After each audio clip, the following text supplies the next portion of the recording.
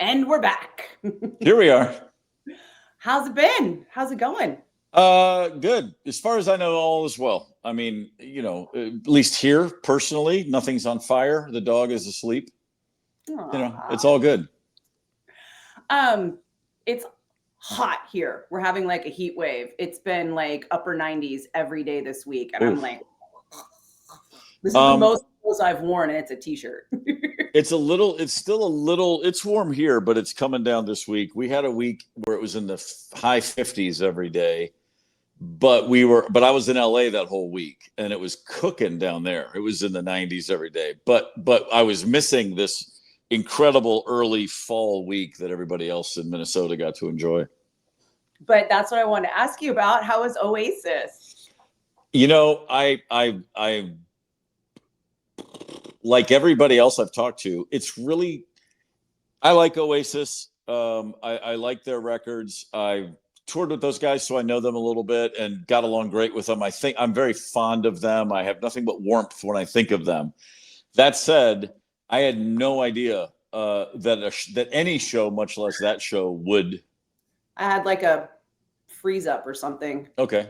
Am I still frozen, or are we good now? We're good now, but you stopped at something like everybody with Oasis.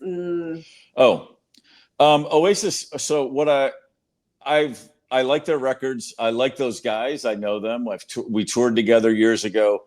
I have nothing but warmth in my heart when I think of Oasis. And all that to say, I had no expectation of being so mesmerized and astonished and blown away and happy to see a concert I don't remember the last time I felt that good leaving a show. Was it magical? It really was. Honest to God. And I was there with my son, who's 25. And so for him, this is like me at 25 getting to go see Led Zeppelin. Like, I just long ago realized I would never get to see them. That's him with Oasis. He discovered this band when he was a teenager and loves them and has carried the torch for a decade. And now he got to see them finally. So that was just being with him was really exciting. But then just being me, a fan of those songs, and they came out, they sound better than they ever did. They're all sober, they're focused, they're playing great. Liam is singing great all night. He's really, his vocal stamina was always his big weakness in the past, and he just sounded great. And all that is unique about that band was on full display. Like, there was nothing you could nitpick. So it really was just simply, man, these guys have got some great songs. And those songs are a part of people's lives in the way that a lot of rock songs aren't. And that was real apparent. I mean, you see the footage from Wembley Stadium and Dublin, and, you're like, oh man, those Brits and those Irish, they're crazy, of course. But to see that in LA at the Rose Bowl, to see I don't know, 60 or 70,000 people singing every single song. B-sides, there was a couple, they played two songs I didn't know, I'd never heard them before, and everybody but me was singing. It was astonishing, and nothing but love. And you know what else? A lot of people walking around drinking. Not one moment did I think, oh, there might be a fight or that guy's got an attitude. It was just smiles and high fives and hugs all night long, from the parking lot to the gig, back to the parking lot. Just joy, peaceful vibe. Like, you're waiting to leave and everybody's getting a little. No, it was fine. Everybody was just smiling. And wasn't that great? I mean, it's so weird. That band of all bands is out with such an overwhelmingly positive vibe. But everybody that I talked to who has seen them on this tour has said the same thing. And of course, I went in there going, yeah, I'll like it, but I'm not going to get all that. And then I got all that and more. It's kind of crazy. That's how I felt at Back to the Beginning, that last Black Sabbath. I bet. And I mean, we're pretty grizzled, in our decades of concerts. The been there, done that, especially for you, is just Jedi level. And then to like recapture that teenage magic. That's what it felt like. I really did. I wasn't thinking about what the drummer could have done differently. I wasn't thinking, no, they're not locking in as a rhythm section. I wasn't thinking, well, this third guitar is a little weird. Like, I can't help but nitpick bands when I see them.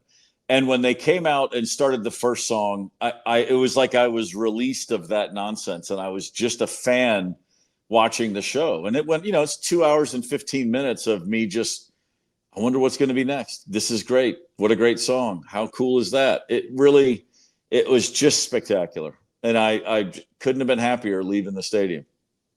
I don't know if people get how hard that is to take the coach to another game and have him just enjoy the game. Yeah.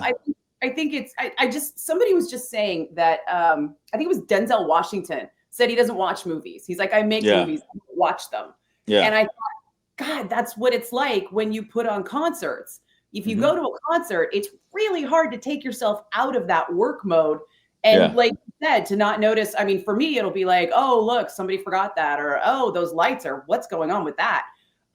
Like I'm always looking at the production and the venue and the security staff and I'm always looking out instead of being the person looking into the show. And I think there's a whole bunch of dominoes that were not lined up intentionally, but they all got lined up and fell for Oasis this year. And, the going away for 15 years, I mean, that helps, but the show is so strong, and it sounds trite to say this, but just because of the songs, they haven't been promoting these songs forever. Some of these songs are 30 years old, but the strength is, but the songs have done their own work over all like my son, I said he's 25. He shouldn't even know who they are. And back in the old days, he wouldn't have known who they were because they weren't doing anything to create and further their own legacy. Those two guys were on opposite sides of the planet for 15 years.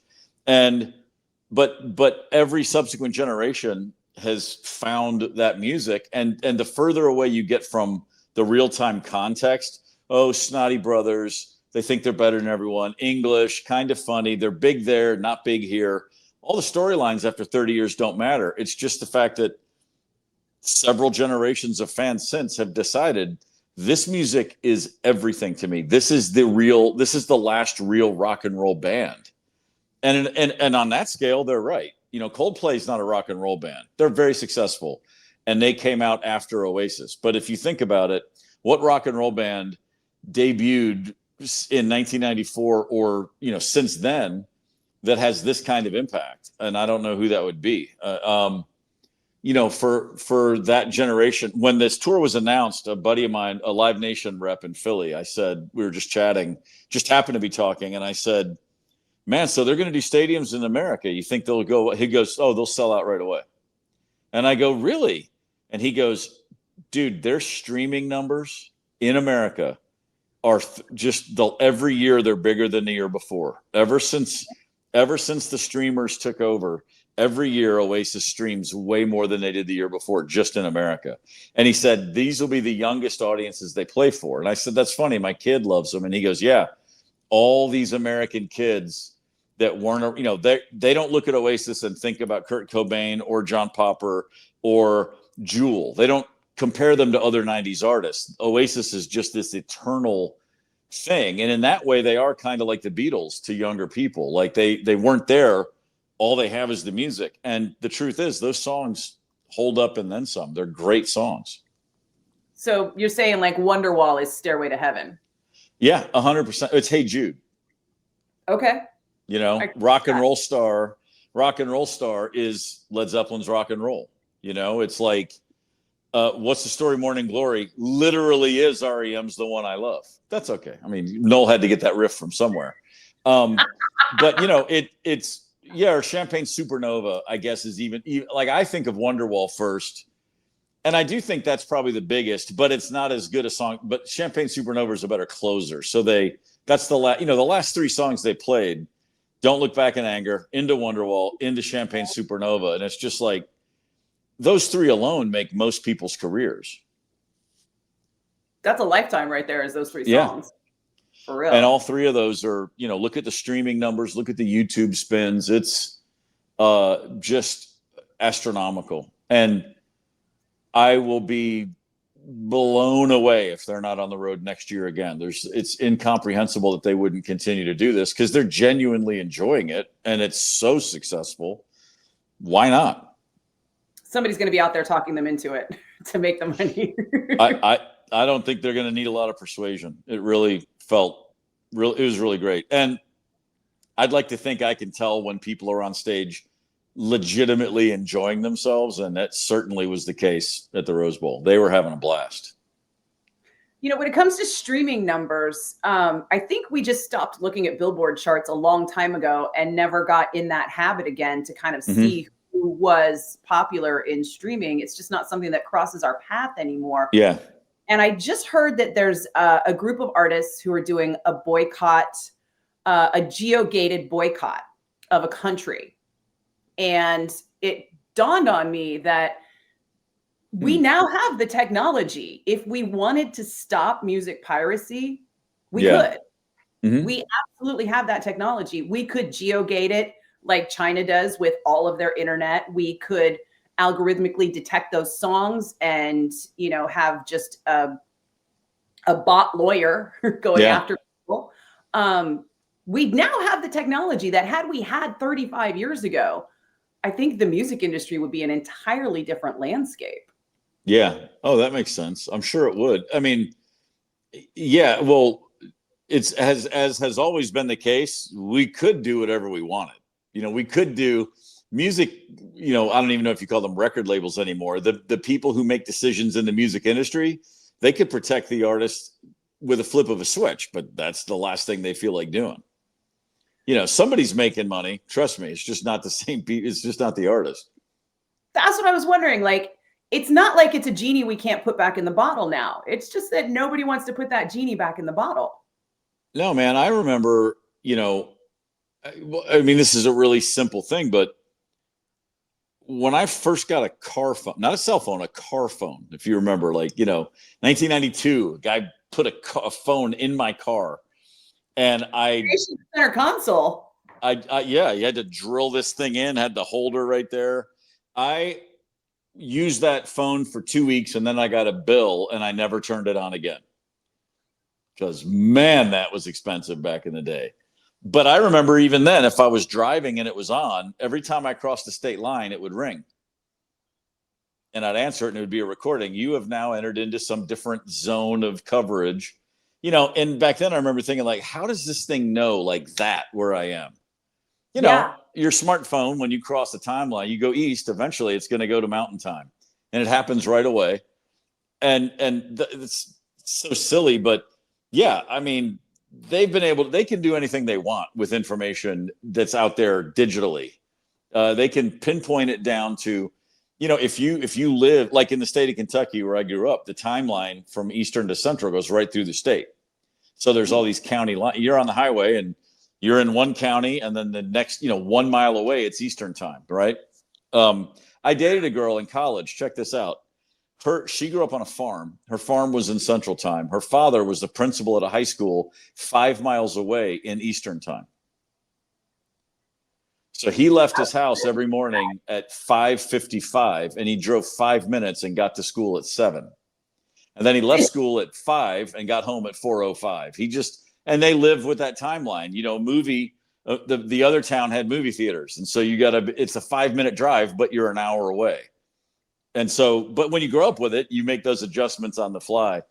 But I guess you're not wearing 2 watches. Yeah, well, no, there's people that do that too. Back then it would be 2 watches, or you'd have to find one of those really cool ones that had 2 faces. But if you go there now and there's within 100 yards, your phone will automatically update. I'm just saying, they know everybody knows everything. You cross that timeline, you don't have to wait 20 minutes for the phone to realize it. It's it knows you can do anything. My whole point, this long-winded point is, you could eliminate piracy, digital piracy, with a few switch flips. But I think that the people that run what's his name? Spotify dude, he doesn't care. Yeah. Nah. That's the crazy thing. It's like the power is still consolidated. Like, we have this great egalitarian internet, but it doesn't matter because the power is still consolidated at the top with the handful of streaming industries that are now the handful of record labels that used to control everything. Yeah, it was never going to be egalitarian because you have to know how to write code and not too many people do. You know what I mean? Like, it's egalitarian in that everybody can buy a device and get online, but as far as, you know, who's determining what you see, yeah, it was. I mean, now I'm saying all this with hindsight, of course, because at the time in the mid 90s, I remember thinking like, this is probably going to be pretty cool. Everybody's going to have a shot. And it's like, no, not so much. I mean, to a degree, sure, you can try and go viral, but there's still an algorithm that's kind of pushing you out. Yeah. You know, a long time ago, there used to be kind of a true sense of going viral before the algorithm started really clamping down on that. People would be like, oh, have you heard this? And it would just kind of spread out from, you know, ground zero out. And now it's. Well, it's funny because nowadays anybody will tell you, I mean, word of mouth is more than ever the most important thing you can have, because you can't fake viral moments. And if you do, like you said, some algorithm's going to reject it anyway. The only thing that you can really rely on is word of mouth, because it still matters. If you're a young band, if there's a new little movie that's coming out, whatever, you know, it's like everyone still takes a recommendation from a friend more seriously than anything they read online. I wanted to ask your professional opinion about Matt Cameron. Mostly because he kind of made a big deal about quitting Pearl Jam. Yeah. And then he was like, but I'm still very much a drummer. And he's got his like cover band that is now going to make some original music. And he just gave an interview, I think it was with Billboard, where he said, you know, these 3-hour Pearl Jam sets were really weighing on me. But Pearl Jam has like one show for the next year. Yeah. So far, like there's nothing on the bill. Like, why would Matt Cameron go to all this trouble to be like, I'm out of here, when there's one show coming? I have no idea, but I know Matt a little bit. I know him enough to be a really decent, reasonable person. So I don't think there's some weird drama behind the scenes. I don't imagine that there's some twisted, dark rock and roll craziness going on. He has his reasons for not wanting to continue, and he probably would rather say, hey, I'm getting old and these shows are, you know, killing me, than, I mean, it's no one's business really. But I understand. It's like, well, why say anything at all? You made your decision. It's all good. He probably feels an obligation to try to explain it, and then he doesn't want to explain it, and he shouldn't. It's no one's business. But I had the same thought. I was like, wait a minute, they play like 10 shows a year, right? But also, Soundgarden is going into the Rock and Roll Hall of Fame next month, or in 2 months. And they're going to be putting out the posthumous Chris Cornell vocal album, now that they've gotten all that legal business out of the way with the Chris Cornell estate. And I'm wondering if this is kind of him signaling that there's going to be like a full Soundgarden reactivation on the way, especially since they were supposed to play that Back to the Beginning concert right after he quit Pearl Jam. And then they had to back out because they said that not everybody could make it. Well, that would certainly make sense. I mean, it's kind of, is this wishful thinking on your part, or is it just yeah, that'd be cool. I'm asking you, your professional opinion. You're completely unbiased. You're not over here like going, oh, Soundgarden might be back. That makes the most sense to me. I mean, if they're going to reactivate, if Soundgarden's going to try to do something, and I'm not even, I can't even begin to think who would step into those shoes and sing those songs. My first recommendation would be hire a woman, because you're not going to find a dude that's going to hit those notes. But they had a woman who did the oh God, I'm going to blank on the name too. I remember her last name was Shepherd, and she's not related to Ben Shepherd, and they called it something Dragons. Yeah, and they did a couple like charity shows. If they were planning to do something like that, then it would make sense for him to put all of his focus on, hey, I'm the guy in Soundgarden. I'm not the guy in Soundgarden and Pearl Jam. But then again, I don't know. I don't know any of the, if I did know, I'd say I can't tell you, but I don't have a clue. I don't know those guys well enough to know anything about what's going on up there. See, this is what I like to tell people. I'm like, if I knew, I couldn't say anything. But when you don't know, you can speculate all over the place. Exactly. And usually your speculations are very close to the mark, if not right on the money. I mean, I would love to say that it's a crazy, case of mistaken identity and scurvy, but I don't know how to make that work. Scurvy. Just always looking for a good story. I'm just putting that out there. Say what? Margaritas cure scurvy. I didn't realize that. That's good to know. I thought it was vitamin C the whole time. It's the lime juice. Oh, well, that would explain it. Okay. I mean, unless you're making them the wrong way, because I can't abide by that. Anybody still putting sweet and sour mix in their margaritas? Like just that's it's an old bartender trick when you don't have time to squeeze limes or make lime juice. It's like okay. It's a cheat. Yeah. Yeah.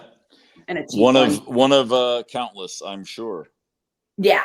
I mean, if you're making that margarita, you're probably making it with Jose Cuervo Gold, and bad decisions are already a regular part of your life. Yeah. Yeah. I steer clear of tequila, generally speaking. All tequila at all? Yeah. Yeah. Doesn't work for me.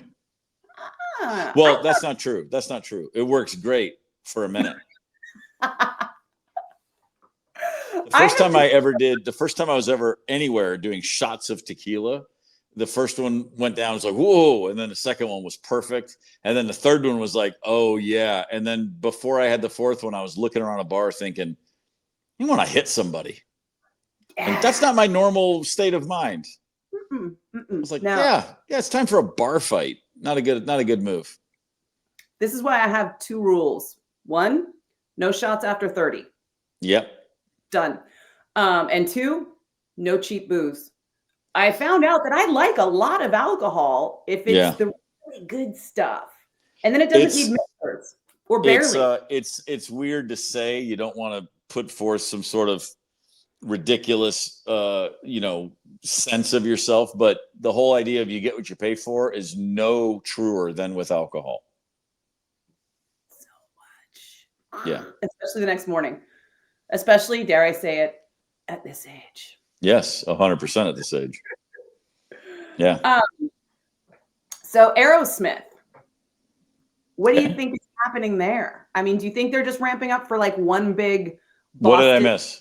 I don't know. I haven't heard anything about Aerosmith.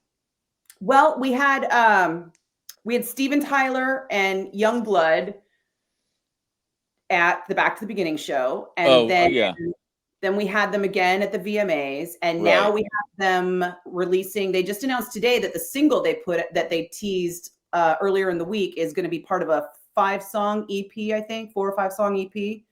Aerosmith. And it's Aerosmith with Youngblood. Yeah, it's not Steven Tyler with Youngblood. It's Aerosmith with Youngblood. And then last night you had Steven Tyler joining the Joe Perry Project on stage, as well as Slash at the Hollywood Bowl. So and they kind of like leaked that information ahead of time to the press so that everybody would know it was coming. Sure. And there's just this real kind of calculated marketing around it all ever since Back to the Beginning happened. Well, I don't know. I mean, I obviously Steven can sing in limited doses, I don't know what would make anyone think they want to go make a record with Youngblood, but that's just me. I don't know. I don't really, I mean, honestly, I'm not trying to, that just kind of goes right in one ear and out the other. I'm like, whatever. Mm-hmm. I mean, we'll hear it when it, if the song's good, the song's good. And if it's not, it's not. Doesn't really, doesn't blow my hair in any direction. Well, the thing I'm curious about is they've definitely been vocal about like how Back to the Beginning was like, oh, we should do this. But nobody does one last show and puts out an EP, like I feel like they might be trying to make another stab at a residency. Man, that's gonna be it's gonna be tough to pull that one off after they blew off the whole tour. And they blew off the end of their last residency. But we've got Dave Grohl and the Foo Fighters ramping up to announce, and all he had to do was like a year's penance for his discretion. But that's different. He didn't, he didn't have he didn't lose the ability to sing and then magically regain it.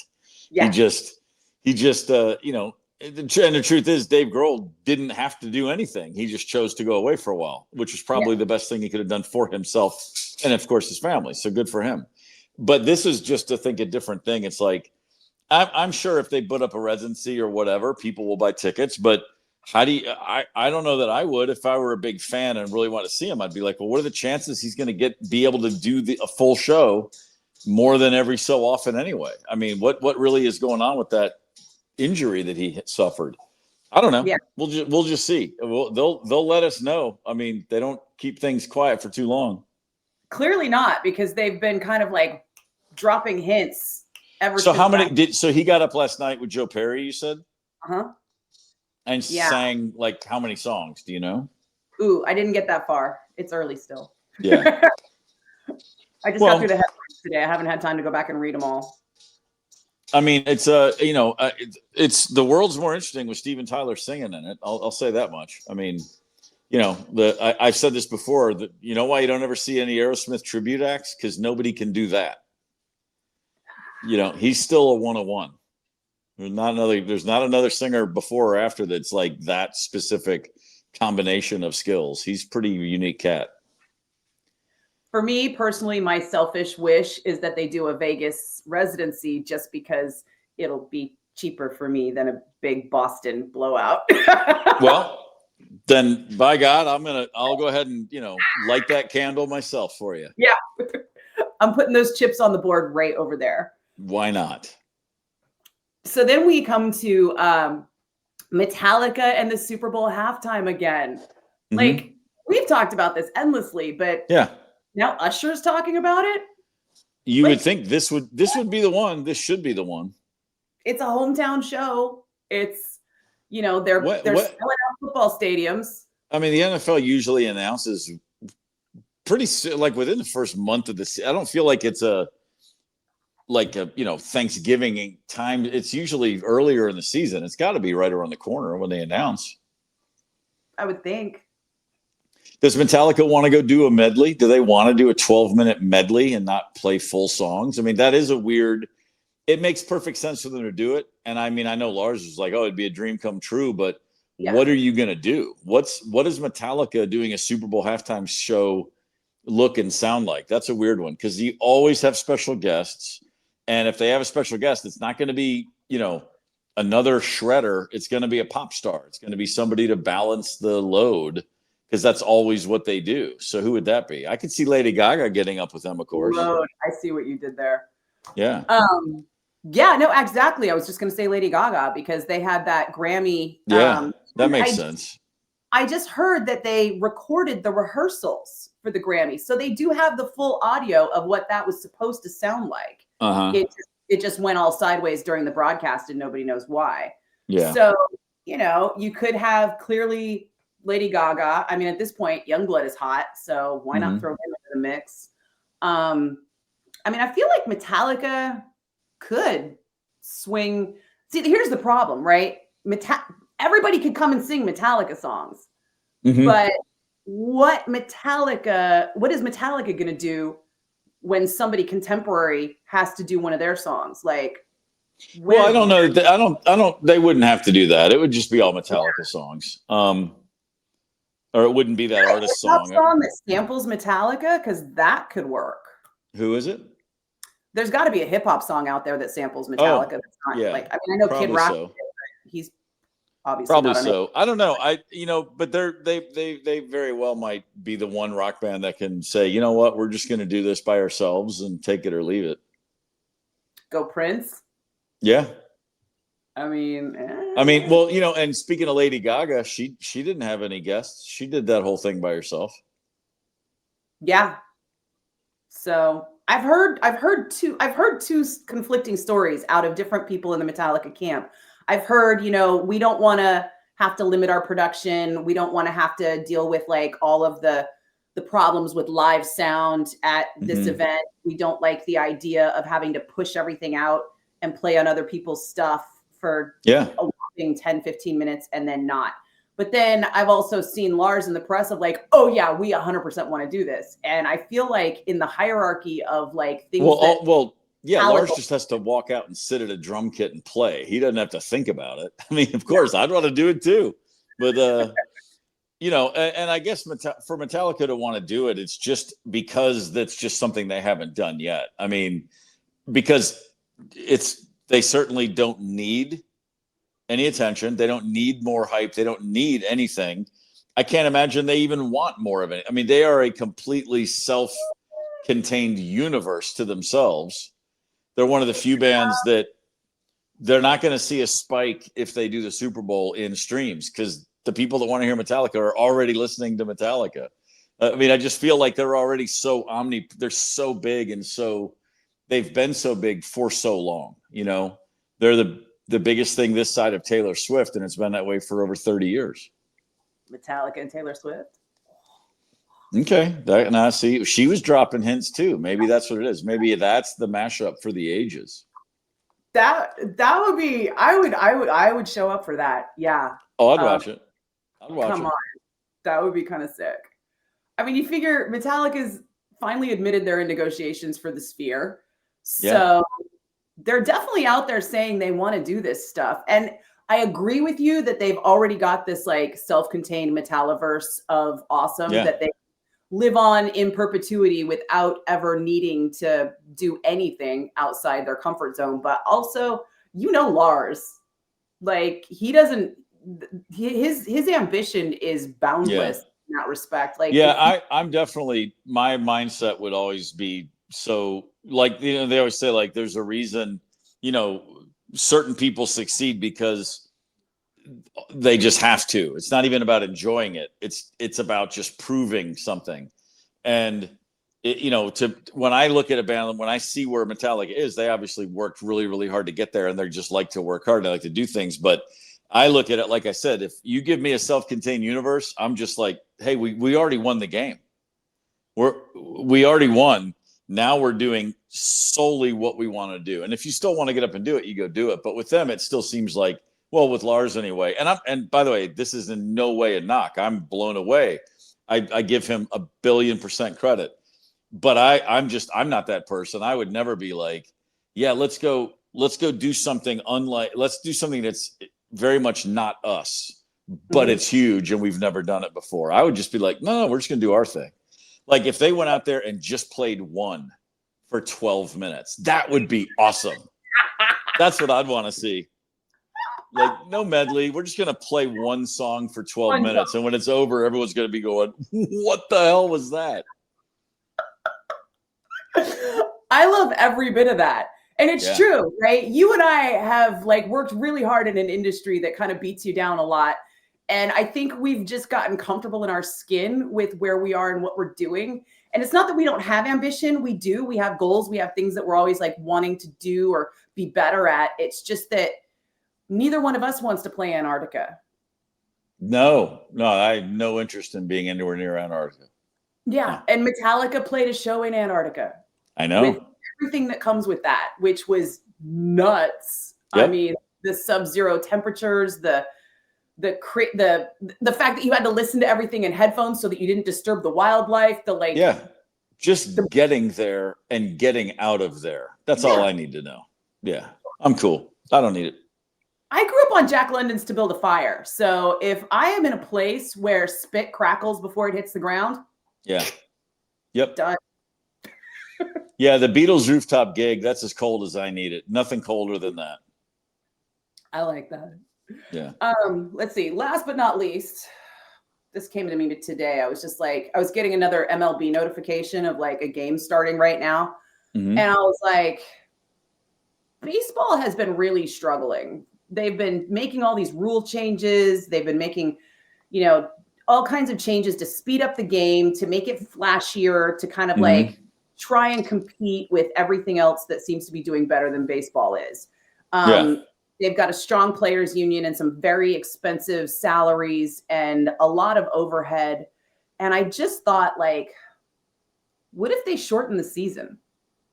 Oh, I think it's 162 games. It should be 120. At best. How about 80? Yeah. I mean, I think the NBA should start on Christmas Day. There's no reason for the NBA to be playing in November and December. They used to own Christmas, and then the NFL came in and took it from them because the NBA's regular season has become, it's just people say, well, guys in the old days used to play all the games. I hate this load management. And I'm tired of load management too. But the reality is modern NBA athletes, yes, they're flying in very comfortable planes, 5-star hotels. They have a nutritionist and a kinesiologist and a trainer, and their bodies are pampered at all times. Magic Johnson, Larry Bird, Michael Jordan, those guys had nothing like modern NBA players have at their but the athleticism, but people used to not play defense until you got to the top of the key. Like I grew up in the 80s and I love the 80s NBA, but they were not checking people till it mattered. You know what I mean? Like if you go to a game now, you got to guard everybody from midcourt. And even more so, like the athleticism and the speed of the game and the 3-pointers and what Steph Curry did to completely change what basketball looks like. It takes a lot more out of you to play all those games. And I think the NBA would be awesome if they went from 82 games to 70. Just take out a dozen games and never have a back-to-back. Don't make those guys play 2 nights in a row. I want everyone healthy and rested every game they ever play. I don't. That's better for basketball. I wish the NFL. I really don't like the 17th game. They should have kept it at 16. That's plenty. The only game where that stuff really matters to me, soccer is different, because professional soccer in the rest of the world, it's a year-round sport. They really never. If you play for your national team, like the English Premier League, the season starts in August and it ends in May. That's a long season. Yeah. That's exhausting. June and July, international games, either for your country or your team. If you play for Arsenal or Man United, you barnstorm around the world and go play in Asia, go play in America, go play here. They never really have an off season, is my point, ever. And that's why soccer teams, and they only have a few subs a game. So that's a big part of the whole part of that culture of that sport is how do you play when everyone's tired? That's baked in. But that doesn't work for basketball the same way. It certainly doesn't work for the NFL when you're just trying to avoid literal maiming injuries on every play. I mean, my God. Anyway, I think to your point, yes, cut 50, 60 games out of the Major League Baseball schedule and cut a dozen games out of the NBA schedule. Higher quality. I'll take fewer games where everyone's healthy than the war of attrition that is these regular seasons. It just goes on too long. It feels like it's hard. Oh, sorry. Well, no, and I mean, I love to yell at kids to get off my porch as much as the next aging person. But that said, it's like, hey, baseball, you're not competing with baseball from the past. You're competing with everything else now. I love the pitch count. I mean, the clock. I love that they sped the game up because when I've gone to games this season and last season, I like a 2.5-hour game. I don't want to sit there for 3.5 hours. You know, I mean, the NFL it's such a unique thing. But the other day I was watching a game after it happened, and so I'm just fast forwarding, and so I'm just watching the plays and nothing else. And it takes like 10 of the 60 minutes is actual action. It's astonishing how much we sit there and stare at the TV waiting for the next play to start. At the same time, it makes each play so important because you just waited 45 seconds to see it. Every sport's got its own weird quirks, but I don't think there's a sport out there that wouldn't benefit from fewer games. I think it started with like the TV rights. You know, that's where the big money is, and everybody wants to have as much TV time as they can, but that value is dwindling. Well, the streamers are going to have most of it soon enough anyway. And the one thing that even the streamers can't take away is that it's the only thing left in the world where you don't know what's going to happen. You got to watch it live. And that is the best thing ever for commercials, right? Because I never watch commercials unless I'm watching a game. And then last Sunday, I'm watching all the football games, and I'm like, commercials are so weird now. Yeah, I mean, it's funny. My son who's 25, we've talked about things, and I'm like, man, when I was your age, if I couldn't see a game, I'd pop in I'd come home later, put in the VHS tape. I would have no idea what the score was. Who was going to tell me? There was no such thing as Twitter. As long as I didn't go to a bar where I knew the bartender, who would say, "Did you see the game?" I mean, you just wouldn't know. And he just couldn't. Like, he's thinking about that, like, what must that be like? And I'm like, it's fucking called heaven. It's great. to not know everything as it happens. But that's just not the world we're in anymore. Baseball's not competing with even the other sports. It's like obviously it's competing with everything else that people have going on. Yeah. Every single thing. And there's nothing else in the world that happens 162 times a year except for baseball. The one thing that I did notice that kind of made me sad is that when I went to a baseball game for the first time since the rule changes, I feel like the game happened and I missed it because I'm so used to being there with the family, with the friends, and having the beers and the dogs and the chat. And it was always this kind of like casual thing. And because the action took place in a slower kind of way, you could have these conversations and everybody was like batter in the box. Okay, the pitch.